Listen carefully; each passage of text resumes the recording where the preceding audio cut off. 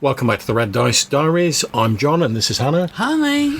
And all this month we're going to be looking at the various prompts for RPGaDay 2025. So let's get into it.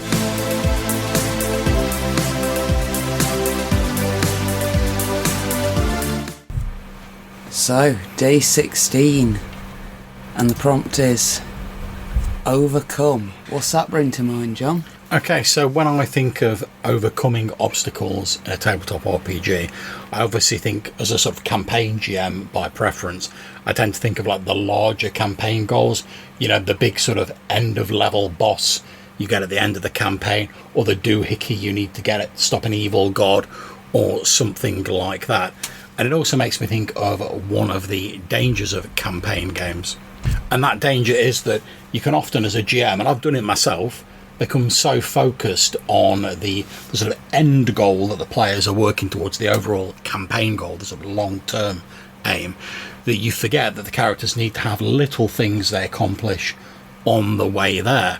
Because if your characters feel like they're in a never-ending slog and they're getting absolutely nowhere, it can really sap, to refer back to day 6, motive, it can really sap their motivation. So this brings me to one of the things that I try and do first time I've got a new player group together. Okay. It's a classic little puzzle, and it's all just about watching the player group and how they respond to it. They're definitely going to suss it out. It might take them the whole session, but it's a simple thing of, there's a river, you've got to cross it. Yeah. The snooty bard doesn't want to get his boots wet, so he's not wading through. The barbarian might be strong enough to row across that boat that the rogue just nicked. And it's a way of seeing how the players are going to interact with each other. And obviously you can tailor the river that they've got to cross to a million different things. Maybe it's got a bridge and there's a big troll in the middle of it. Yeah, I think that's a very important point you've brought up. And also, when you're saying there, it's a very easy puzzle and there's lots of different ways to solve it. I think that's a very important thing when it comes to puzzles. So I'm sure we've all played in games where the GM's put some fiendish puzzle that they think, it's not that difficult to solve. And nothing's difficult to solve when you have all the answers already. And they've rolled it out for their players. Hell, I've done this. You roll it out for the players, and the players are like, not really sure what we should be doing here. And the whole game can just grind to a halt. It's one of the things I love about the stories in Star Trek.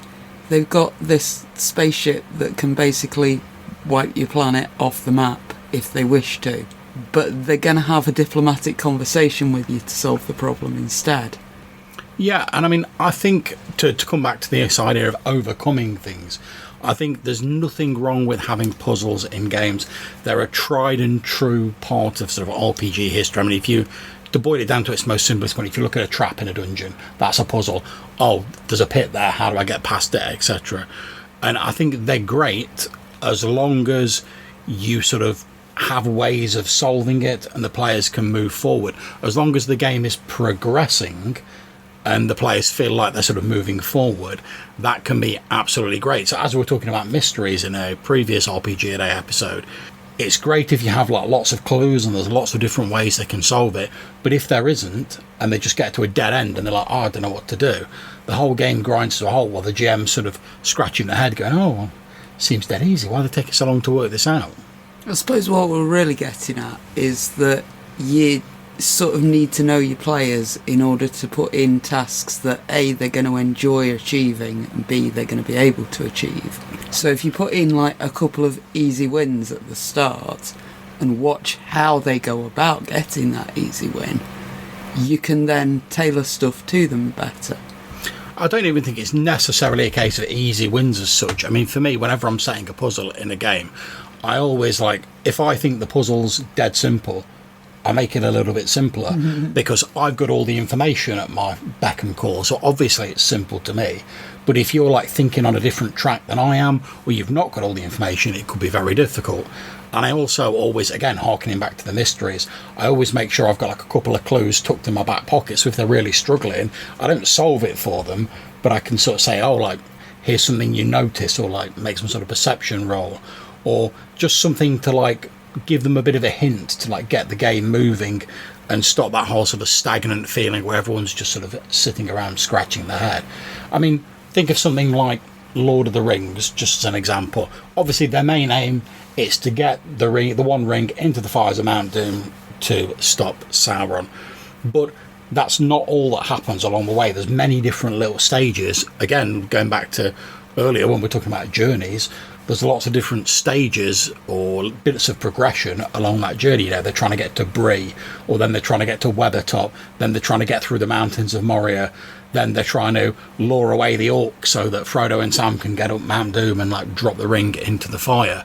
And I think those sort of little bits of progression, to sort of render it in an RPG term, they give the players a feeling like, oh, we're not just sort of slogging away and never really getting anywhere. We're sort of working towards one thing, but we're getting like little wins along the way. That's it. Like, I'm not even saying give your players easy wins. I'm saying give them lots of opportunities for little wins. Yeah, and I mean, I'm always a great purveyor of the fact that, because I run a lot of OSR games, and like character death and sort of loss is a very real and present danger in those games. But if you're going to have a game like that, you also need to balance it out with, there's also an opportunity for like triumph, whether that's over a dungeon, over a big enemy, whether it's stealing the pot of gold from the old tomb, or recovering the magic sword, or whatever, in order so your game just doesn't feel like an unremittedly sort of dark, malicious slog where like you never accomplish anything and everyone's just dying all the time. Even if people are dying, there need to also be those moments of light to balance out all the sort of dark things that can happen. Absolutely. And I think if you don't have those sort of small wins, it's very easy, as we said earlier, for players to lose their motivation. And I've often said to people when I'm talking, I think the only way you lose in a role-playing game is if nothing's happening, if you do nothing. Because if you make a decision about something, if it goes well, great, the game's moved on. If it goes badly, great, the game's moved on.